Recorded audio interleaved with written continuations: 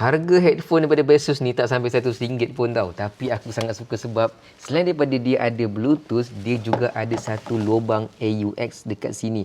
Jack audio 3.5mm. Aku suka sebab aku ni Mac Mini ni, aku tak suka gunakan headphone ataupun earphone Bluetooth tau. Sebab dia delay suara. Tapi dengan adanya audio jack 3.5mm ni, segala proses editing aku akan berjalan dengan lancar dan aku boleh edit video dengan sangat smooth. Kalau bateri habis, boleh charge gunakan Type-C je dekat bahagian bawah ni. Untuk saiz pula dia boleh adjust, macam ni pun boleh, tarik pun boleh. So, bila masuk ke kepala, memang sangat-sangat muat dan dia punya noise cancellation dia taklah okey sangat tapi cukup untuk aku buat kerja. So guys, headphone daripada Besus ni ada dua warna, putih macam ni ataupun warna hitam. Korang boleh pilih mana yang korang suka. Bila nak simpan, korang boleh kepakkan macam ni, kepak macam ni, kepak macam ni pun boleh. Terpulanglah macam mana korang kepak pun.